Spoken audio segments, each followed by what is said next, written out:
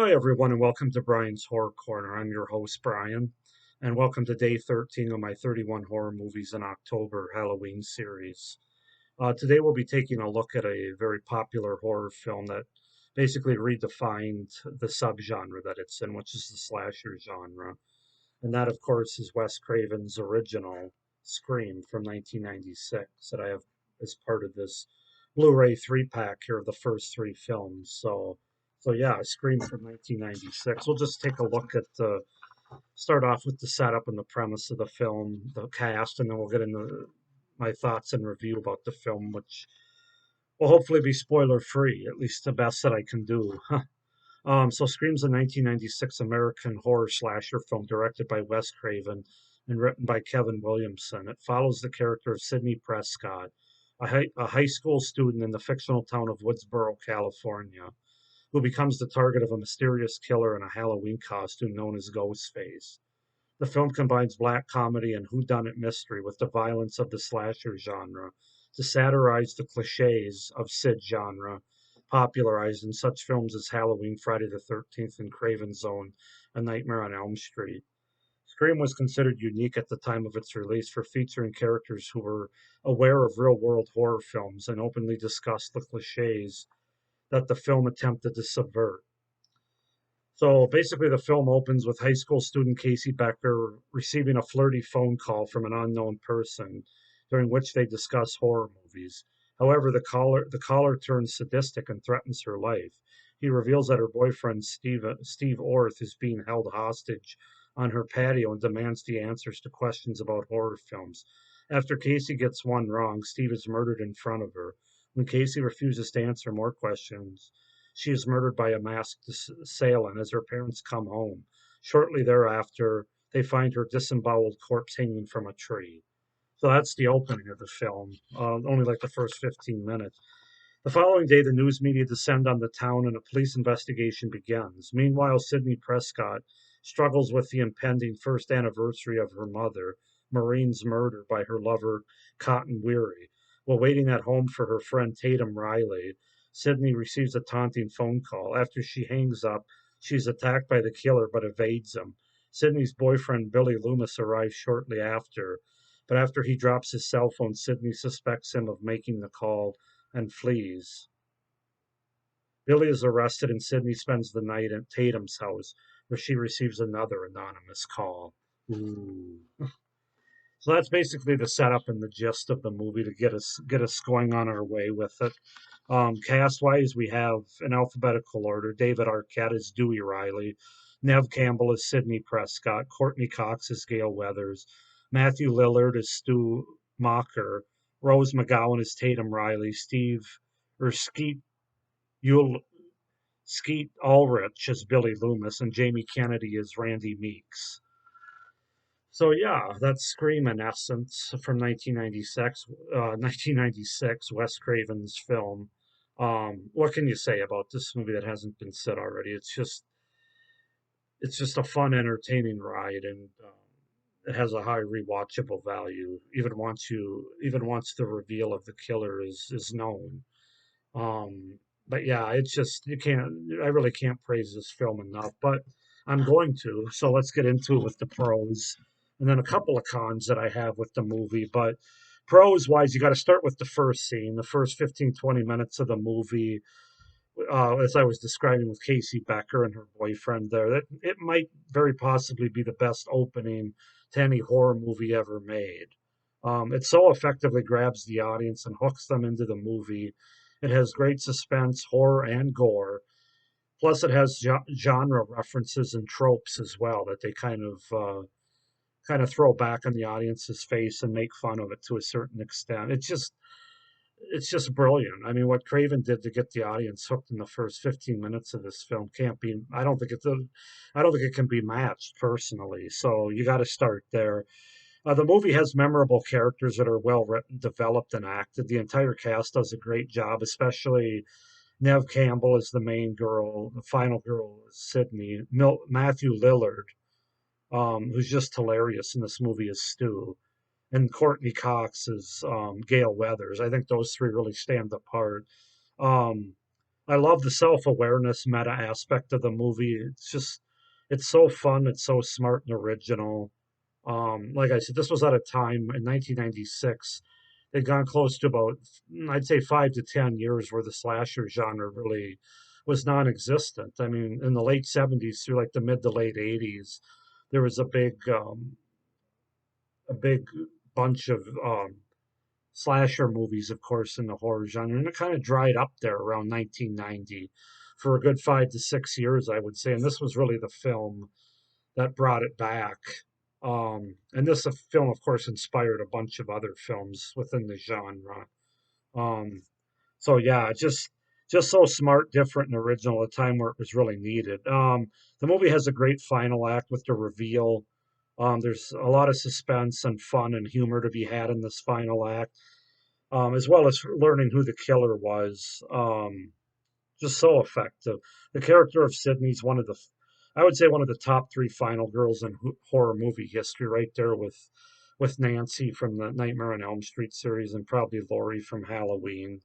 Um, and you have to put um, oh, why can't I think of her character name now?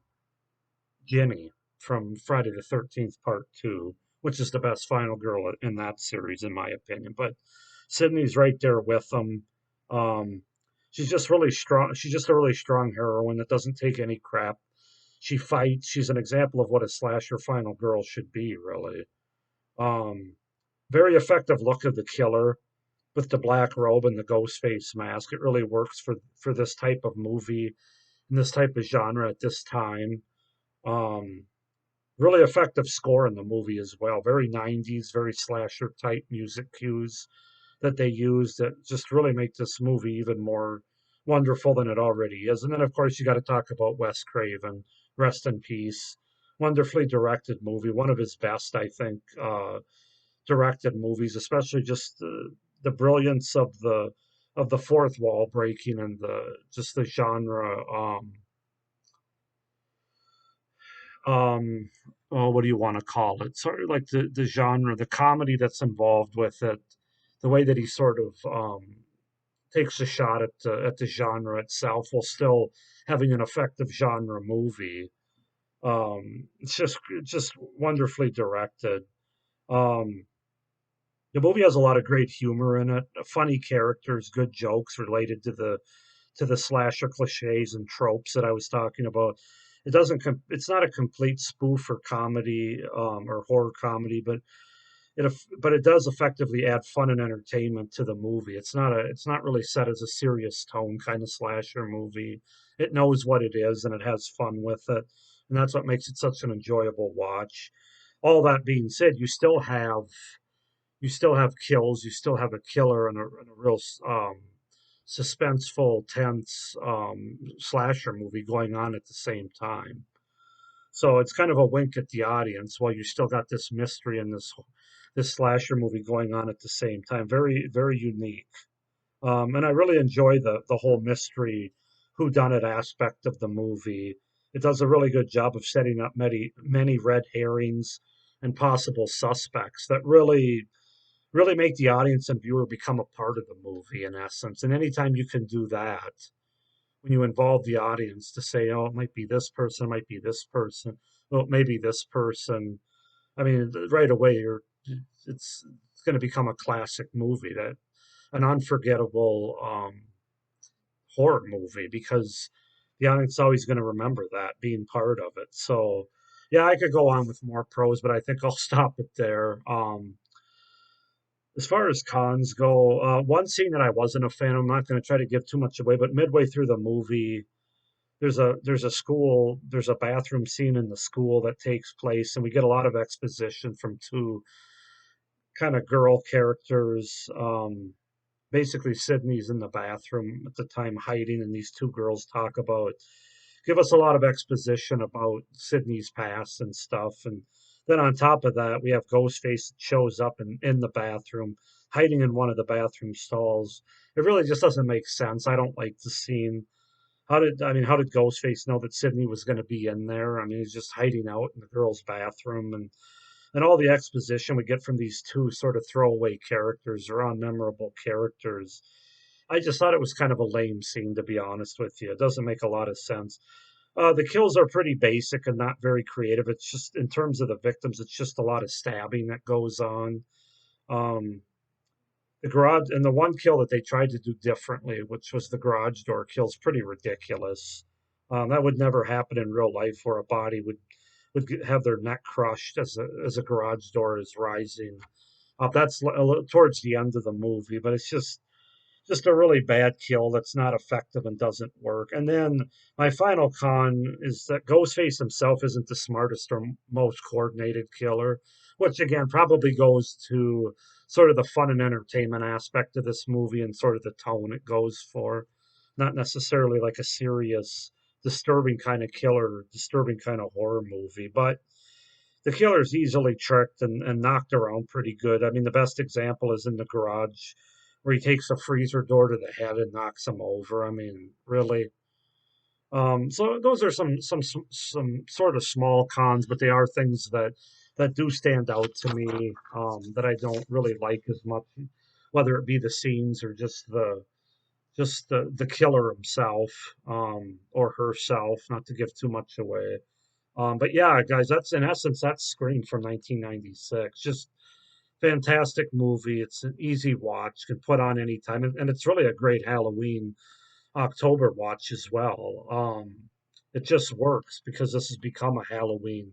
This mask and this costume has become a Halloween staple, especially late '90s through I would say the mid 2000s. It was um, really a hot Halloween costume. So when I see it now, I think of Halloween, and it really works well as a good slasher October movie, as well. Like I said, just a wonderfully directed movie with great characters, memorable characters, a great score, effective score. Um, but the biggest thing is it's just such a unique, transcendent subgenre film. I mean, it literally took the subgenre and said, we're going to deliver what you've seen before, but we're going to do it in a completely different way. And it was just so smart and so unique that makes this movie stand on its own. Like I said, the best opening to any horror movie I've ever seen. So I have to give this movie a 9 out of 10. 9 out of 10 on my rating. Very close to being a perfect horror movie. It's just great for what it is. One of Wes Craven's best movies. Rest in peace once again, Wes Craven. But that's Scream from 1996. Go ahead and comment down below, guys, what you think of Scream. Give me your thoughts, your pros and cons.